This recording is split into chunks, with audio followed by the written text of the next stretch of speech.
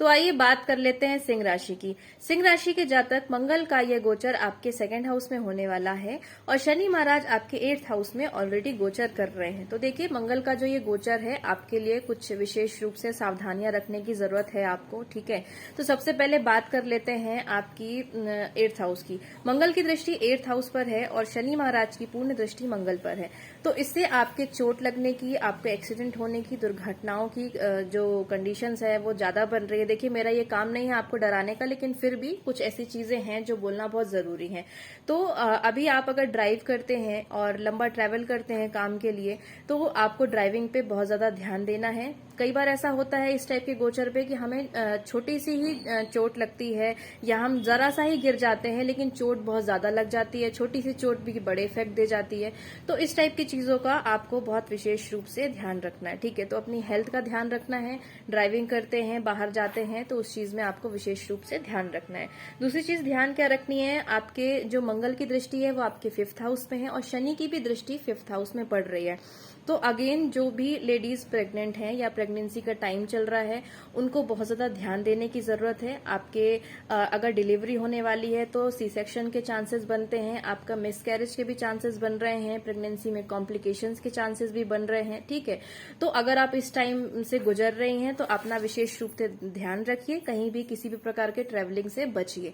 संतान है अगर आपकी, तो संतान को कुछ कष्ट देखने को भी मिल रहा है, उनकी भी हेल्थ पर ध्यान रखने की जरूरत है। उनको भी किसी प्रकार की चोट ना लगे उनके साथ भी। तो इस टाइप का आपको, अगर बच्चे छोटे हैं तो थोड़ा सा ध्यान रखने की जरूरत है, ठीक है।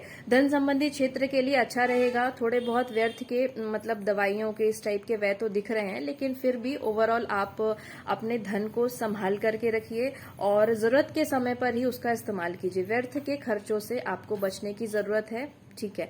ओवरऑल आपके लिए ठीक ठाक समय है। यदि आप प्रॉपर्टी वगैरह का काम करते हैं तो इसके लिए भी ठीक ठाक समय है, मगर आपको अपनी प्रॉपर्टी के जो लेन देन है वो सावधानी पूर्वक करने हैं। आप किसी भी प्रकार की विवाद वाली प्रॉपर्टी को ना लें और ना ही बेचें। इस टाइप की चीजों का आपको बहुत ज्यादा ध्यान रखना है, ठीक है।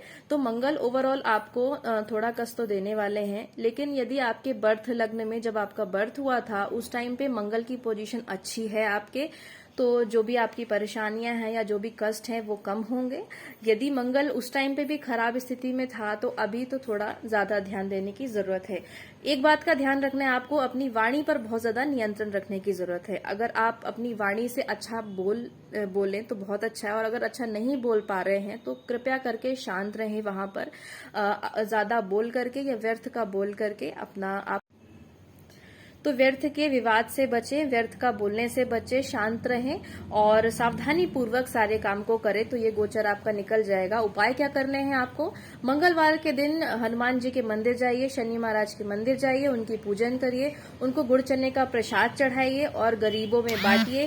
जो भी जरूरतमंद लोग हैं उनको आप कुछ दान कीजिए, और मसूर की दाल का दान आप मंगलवार के दिन हनुमान जी के मंदिर में जाकर के कर सकते हैं। तो आपके जो भी कष्ट हैं वो कम होंगे।